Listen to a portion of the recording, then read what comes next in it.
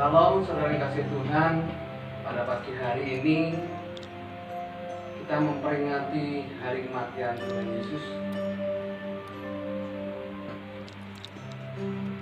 Tuhan sudah memberikan nyawanya berkorban buat kita supaya kita diselamatkan oleh Tuhan. Sebelum kita mendengarkan firman Tuhan, kita akan berdoa terlebih dahulu. Mari kita berdoa. Bapa kami dalam surga, dalam nama Tuhan Yesus, kami bersyukur padamu kalau kau berikan kesempatan bagi kami pada pagi hari ini untuk kami merenungkan kebenaran firman-Mu, untuk kami merenungkan pengorbananmu di atas kayu salib untuk menebus segala dosa dan salah kami. Sebabnya Tuhan, pada pagi hari ini kami memperingati hari kematian-Mu, dan hari Minggu nanti kami akan memperingati hari kebangkitan-Mu. Sebabnya Tuhan, berikan kepada kami hikmat-Mu, berikan kepada kami pencerahan, pewahyuan, pengurapan secara khusus, sehingga firman-Mu dapat kami terima dan kami dapat menghayati dan kami melakukan dalam kehidupan kami sehari-hari. Terima kasih ya Tuhan, dalam nama Tuhan Yesus kami berdoa dan mengucap syukur. Haleluya, amin. Puji Tuhan, saudara pengasih Tuhan, pada pagi hari ini kita mempelajari tentang bagaimana pengorbanan Tuhan atas hidup kita, kematian Tuhan dan kebangkitan Tuhan itu yang akan memberikan pengharapan bagi kita. Pada pagi hari ini kita akan mempelajari satu tema, yaitu kematian dan kebangkitan Tuhan Yesus memberi pengharapan. Mari kita buka di dalam Yohanes pasal yang ke-11 ayat 25 sampai 26. Firman Tuhan begini bunyinya. Jawab Yesus, akulah kebangkitan dan hidup. Barang siapa percaya kepadaku, ia akan hidup walaupun ia sudah mati. Dan setiap orang yang hidup dan yang percaya kepadaku tidak akan mati selama-lamanya. Percayakah engkau akan hal ini? Saudara yang kasih Tuhan, kalau Tuhan sudah berkata bahwa akulah kebangkitan dan hidup, dengan kata lain bahwa Tuhan itu adalah kebangkitan dan Tuhan itu adalah kehidupan kita. Jaminan dikatakan, setiap orang yang percaya kepadaku, ia akan hidup untuk selama-lamanya. Tidak akan mati, tapi ia akan hidup untuk selama-lamanya. Sebabnya saya berikan judul atau tema pada pagi hari ini, yaitu kematian dan kebangkitan Tuhan Yesus memberi pengharapan. Nah, ayat tersebut sebenarnya itu menjawab kesedihan yang dialami oleh Maria dan Marta atas kematian Lazarus, saudara mereka. Dan karena apa? Ketika mereka menyampaikan berita tentang Lazarus yang sudah sakit kepada Tuhan Yesus, tapi Tuhan Yesus sengaja tinggal 4 hari sebelum mereka datang, dan akhirnya Lazarus mengalami kematian. Ketika Tuhan Yesus datang ke rumah Marta dan Maria, mereka disambut dengan tangis, dan Tuhan berkata bahwa Lazarus itu hanya tidur. Padahal kenyataannya Lazarus adalah mati. Dan untuk membuktikan bahwa Lazarus itu sudah mati, Yesus dibawa ke kubur Lazarus itu. Dan ketika Tuhan Yesus ngomong atau berbicara menyampaikan bahwa Lazarus akan bangkit, Marta dan Maria tahu tentang kebangkitan orang mati. Dan dia seolah-olah Lazarus tidak akan bangkit lagi. Tapi Yesus berkata, akulah kebangkitan dan hidup. Barang siapa percaya kepadaku, ia tidak akan mati selama-lamanya, tapi dia akan hidup.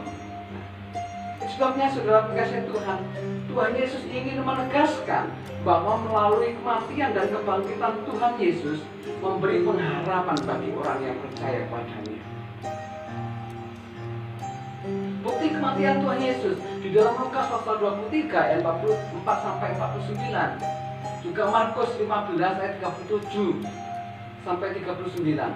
Begitu pula di dalam Matius 27 ayat 50. Saya akan baca. Yesus berseru pula dengan suara nyaring, lalu menyerahkan nyawanya. Nah, saudaraku kasih Tuhan, dikatakan itu bahwa Yesus menyerahkan nyawanya, lalu dia meninggal. Dengan sadar Yesus menyerahkan nyawanya. Saudara, ini adalah kematian Tuhan. Kalau dikatakan di dalam Lukas pasal 23, 44 sampai 49, yang menyaksikan di sana para prajurit, murid-murid Tuhan Yesus juga menyaksikan. Dengan kata lain ada buktinya bahwa Yesus itu benar-benar mati dan akhirnya dikuburkan. Bukan omong kosong, bukan ada yang menggantikan. Kok ada orang yang berkata bahwa Yesus tidak mati tapi Yesus digantikan? Bukan, ini kenyataan bahwa Yesus adalah benar-benar mati untuk saya dan saudara. Begitu pula tentang kebangkitannya. Bukti kebangkitan Tuhan Yesus itu juga ada di dalam Matius 28 ayat 1 sampai 10. Di sana katakan tentang para wanita yang ingin pergi ke kubur Yesus. Tujuannya adalah untuk merempah-rempahi mayat Tuhan Yesus. Tapi ketika mereka sampai di kubur itu, apa yang terjadi? Kubur itu, batu yang menutupi kubur itu sudah terguling. Dan ketika mereka masuk ke dalamnya, mereka tidak mendapati Yesus. Kain kafan yang membalut tubuh Yesus, yang mengamankan Tuhan Yesus, itu sudah tergulung rapi. Dan akhirnya mereka bergegas, mereka takut kalau mayatnya dicuri oleh orang. Mereka lapor pada murid yang lain, memberitahukan kepada Simon Petrus. Ketika Simon Petrus mendengar bahwa Yesus tidak ada di kuburnya, begitu bergegas berlari-lari dan terus menuju ke kubur itu. Dan benar, di situ dikatakan dalam firman Tuhan, mereka tidak mendapati Yesus yang mati, Yesus ternyata terbaik, tetapi Yesus sudah bangkit. Yesus sudah bangkit dari kematian, dan itu juga malaikat mengatakannya. Malaikat berkata kepada murid-murid itu, mengapa engkau mencari Yesus yang sudah bangkit? Dia tidak ada di sini. Saudara yang kasih Tuhan, bukti bahwa Yesus bangkit itu tidak omong kosong. Itu ada buktinya. Murid-murid menyaksikan, malaikat juga menyaksikan. Di dalam Yohanes 20 ayat 11 sampai pasal yang ke-21 sampai 14 sana katakan tentang Yesus menampakkan diri kepada murid-muridnya. Ada beberapa kali Yesus menampakkan diri kepada murid-muridnya. Ini nyata, ada yang menyaksikan. Kalau mungkin ada orang yang berkata, aku pernah naik ke surga, aku pernah hijrah ke sana, aku pernah pindah ke sana. Tapi siapa yang menyaksikan? Enggak ada. Hanya dia merasa bahwa dia sudah pergi ke sana. Kalau Yesus ada yang menyaksikan, ini adalah bukti otentik, bukti yang kuat bahwa Yesus benar-benar sudah mati, bahwa Yesus benar-benar sudah bangkit. Ada buktinya. Bukti kematian Tuhan Yesus dan bukti kebangkitan Tuhan Yesus itu adalah nyata. Jadi, kematian dan kebangkitan Tuhan Yesus tidak dapat disangkali lagi. Walaupun ada usaha yang dilakukan oleh mahkamah agama. Dikatakan di dalam Matius 28 ayat 11 sampai 15 di sana. Ketika mahkamah itu tahu bahwa Yesus itu benar-benar bangkit, mereka berkata kepada penjaga-penjaga kubur itu, dia menyuap supaya penjaga itu tidak mengatakan kalau Yesus bangkit. Suruh mengatakan pada waktu malam murid-muridnya datang mencuri mayat Yesus dan kami sedang tidur. Nah, ini kebohongan sampai sekarang. Saudara kasih Tuhan, yang sebenarnya adalah Yesus benar-benar bangkit.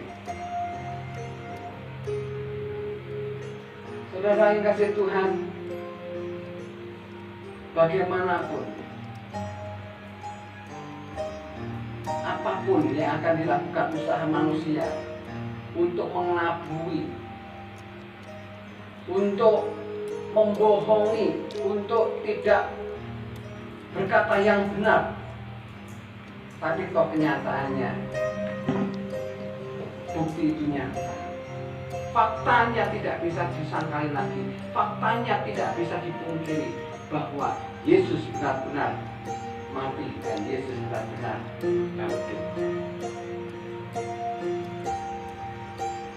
Pertanyaannya, mengapa kematian dan kebangkitan Tuhan Yesus memberi pengharapan? Yang pertama, kita diperdamaikan dengan Allah. Kenapa kita diperdamaikan dengan Allah? Ketika manusia jatuh dalam dosa, secara otomatis hubungannya dengan Allah terputus. Ketika manusia berbuat dosa, hubungan dengan Tuhan terputus. Untuk supaya berhubungan kembali harus ada korban, yaitu namanya Yesus. Ketika Yesus mati, Dia memperdamaikan manusia dengan Allah. Itu bisa kita buka dalam Roma pasal yang kelima ayat 5 sampai 11. Begitu pula di dalam Kolose pasal 1 ayat 19 sampai 22. Saudara bisa catat, saudara bisa baca ya, bahwa kematian Tuhan Yesus itu memperdamaikan manusia, memperdamaikan kita dengan Allah. Harusnya kita yang dulu berbuat dosa, harusnya dulu kita yang melakukan kejahatan, memperoleh ganjaran, yaitu maut, masuk neraka, kematian. Tetapi ketika kita percaya pada Tuhan Yesus, menerima Yesus sebagai Tuhan dan Juru Selamatnya, hidup kita diperdamaikan kembali dengan Allah. Yang kedua, kita memperoleh hidup yang penuh pengharapan. Kita memperoleh hidup yang penuh dengan pengharapan, seperti tadi dikatakan di dalam Yohanes 11 ayat 25 sampai 26. Akulah kebangkitan dan hidup.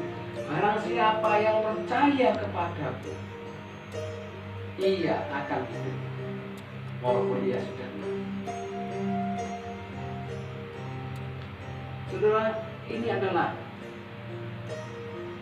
jaminan pengharapan yang sangat luar biasa.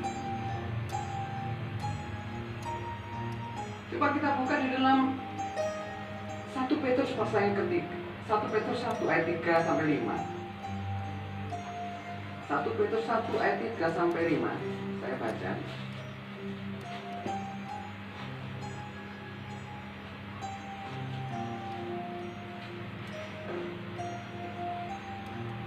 Terpujilah Allah Tuhan kita Yesus Kristus, yang karena rahmat-Nya yang besar telah melahirkan kita kembali oleh kebangkitan Yesus Kristus dari antara orang mati, kepada suatu hidup yang penuh pengharapan, untuk menerima suatu bagian yang tidak dapat binasa, yang tidak dapat cemar, dan yang tidak dapat layu, yang tersimpan di surga bagi kamu, yaitu kamu yang dipelihara dalam kekuatan Allah karena imanmu, sementara kamu menantikan keselamatan yang telah tersedia untuk dinyatakan pada akhir zaman. Saudara kasih Tuhan, di sini katakan jelas sekali bahwa ketika Yesus mati, itu memberikan kepada kita hidup yang penuh pengharapan. Sebabnya jangan sia-siakan kematian Tuhan Yesus yang pada hari ini kita peringati sebagai hari Jumat Agung, hari wafatnya Isa Al-Masih kalau di kalender.